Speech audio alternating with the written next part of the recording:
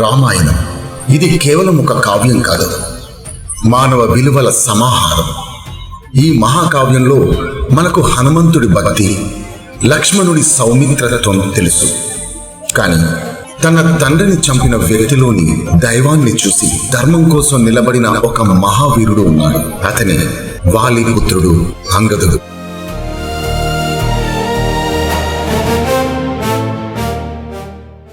రావణుడి సభలో అజేయమైన సవాలు విసిరిన దీశాలి, సీతాన్వేషణలో వానర సైన్యాన్ని నడిపిన సమర్థుడు. అంగదుడి పాత్ర వెనుక ఉన్న పురాణ రహస్యాలు, అతని పుట్టుక మరియు రామాయణం తర్వాత అతని ఉనికి ఏమిటి, ఈరోజు మనం జిజ్ఞాస ప్రత్యేక డాక్యుమెంటరీలో అంగదుడి సంపూర్ణ జీవన ప్రయాణాన్ని తెలుసుకుందాం.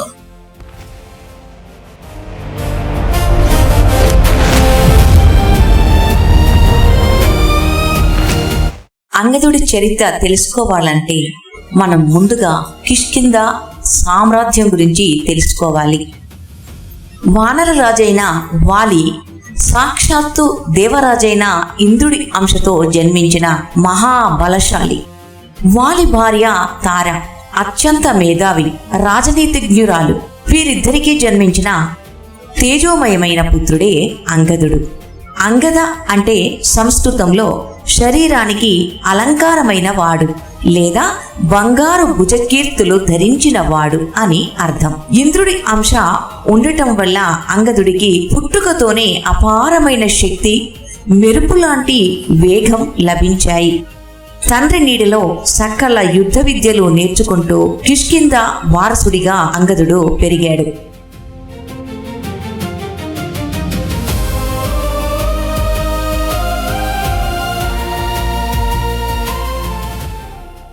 కానీ విధి విచిత్రమైనది. మాయావి అనే రాక్షసుడి విషయంలో తలెత్తిన వివాదం వల్ల వాలి సుగ్రీవుల మధ్య పగ పెరిగిపోయింది. ఇది చివరకు వాలి వధకు దారితీసింది. శ్రీరాముడు చెట్టు చాటు నుండి బాణం వేసి వాలుని పడగొట్టినప్పుడు చిన్నవాడైన అంగదుడి ప్రపంచం ఒక్కసారిగా చీకటిమయమైంది. తన తండ్రిని చంపిన రాముడిపై అంగదుడికి కోపం రావడం సహజం. కానీ మరణశయ్యపై ఉన్న వాలి అంగదుడిని పిలిచి, కుమారా, రాముడు సాక్షాత్తు పరమాత్మ. నీవు సుగ్రీవుడిని తండ్రిలా, రాముడిని దైవంలా భావించి సేవించు అని హితబోధ చేశాడు. తండ్రి ఆజ్ఞను శిరసావహించి తన వ్యక్తిగత దుఃఖాన్ని సైతం పక్కన పెట్టి రాముడి శరణు వేడాడు అంగదుడు.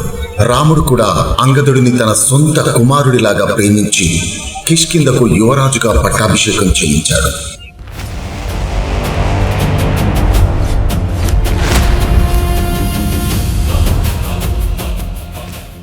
సీతమ్మ జాడ కోసం సుగ్రీవుడు సైన్యాన్ని పంపినప్పుడు అత్యంత కష్టమైన దక్షిణ దిశ బాధ్యతను అంగదుడికి అప్పగించాడు. హనుమంతుడు, జాంబవంతుడు వంటి మహామహులు ఉన్న ఆ సైన్యానికి అంగదుడే సేనాధిపతి.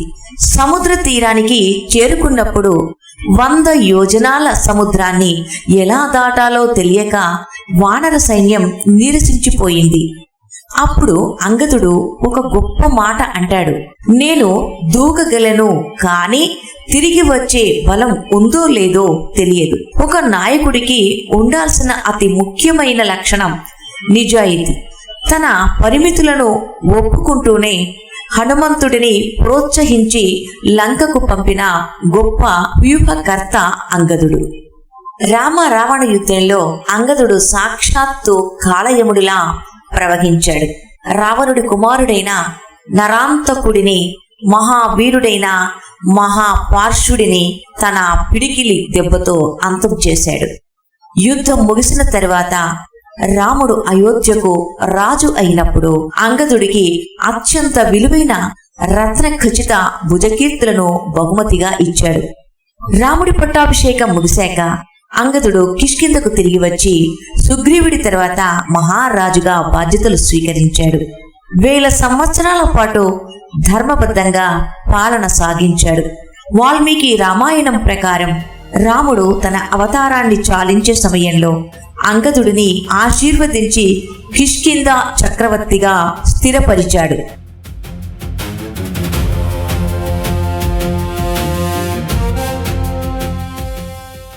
అంగదుడి పాత్ర మనకు ఏం నేర్పుతుంది? తన తండ్రిని చంపిన బాణం రాముడిదే అని తెలిసిన అది ధర్మ స్థాపన కోసం జరిగిందని అర్థం చేసుకున్న పరిణతి అంగదుడిది. నాయకుడిగా ఉన్నప్పుడు తన క్రింది వారిని ఎలా గౌరవించాలో అతను చూపించాడు. తన సమూహంలో ఉన్న హనుమంతుడు, జాంబవంతుడు మొదలైన పెద్దవారిని ఎలా గౌరవించాలో, శత్రువు సభలో ఉన్న తన ఆత్మ గౌరవాన్ని, తన ప్రభు గౌరవాన్ని ఎలా కాపాడుకోవాలో ఈ సమాజానికి నేర్పాడు. జటాయువు త్యాగానికి చిహ్నమైతే అంగదుడు నిబద్ధతకు, రాజనీతికి మారుపేరు. ఈ వానర వీర పుత్రుడి కథ మనందరికీ స్ఫూర్తిదాయకం. ఈ వీడియో మీకు నచ్చినట్లయితే లైక్ చేయండి, షేర్ చేయండి. ఇలాంటి మరిన్ని ఆధ్యాత్మిక చారిత్రక విషయాల కోసం మన జిజ్ఞాస ఛానల్ని సబ్స్క్రైబ్ చేసుకోండి. జై శ్రీరామ్.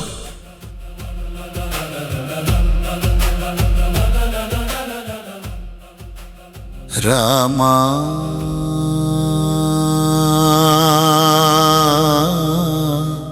రాఘవా దయామయా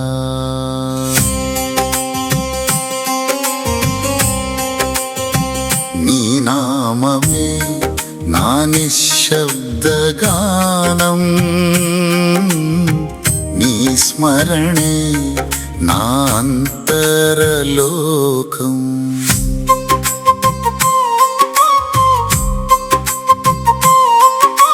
మాటల కందని నా మౌనంలో నీ స్వరం మెల్లగా వినిపించింది. చీకటితో నిండిన నా లోకంలో నీ కాంతి నిశ్శబ్దంగా చేరింది. విరిగిన గుండెల తడిలో కూడా నీ దయ నన్ను ముడిపెట్టింది. ఏడ్చిన క్షణాల్లో నేనొక్కడినే కాదు, నీ సాన్నిధ్యం నన్ను చుట్టుకుంది. రామా రాఘవా దయామయా నీ నామమే నా నిశ్శబ్దగానం.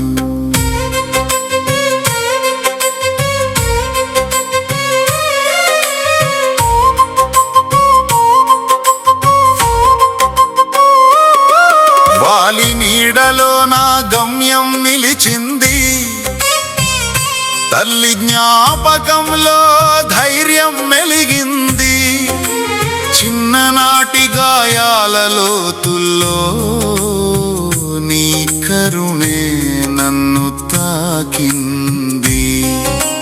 నడవలేని నా బలహీన అడుగుల్లో తండ్రి బలంలా నీవే నిలిచావు. రాఘవా తెలియకుండానే నా జీవితం నీ వైపు మెల్లగా వాలిపోయింది.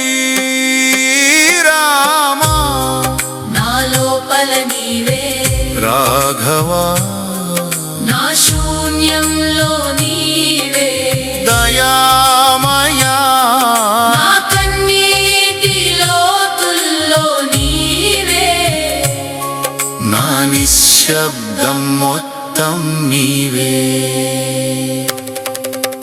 జీవితం అడిగిన ప్రశ్నలకు నీ నామమే జవాబు అయింది. బలమంటే గర్జన కాదని మౌనంలో నిలిచే శక్తి అని నేర్పింది. ఒంటరితన నా సత్యమని అనుకున్న వేళ నీ చరణాల్లోనే నాకో ప్రపంచం దొరికింది. అంగదుడి హృదయంలో దాగిన నిజం నీ భక్తిలోనే శాశ్వతం లభించింది. రామా రాఘవా దయామయా నీ నామమే నా చివరి గానం. నీ స్మరణే నా శాశ్వత లోకం. నీ నీ చరణాల్లోనే నా నిశ్చల శరణం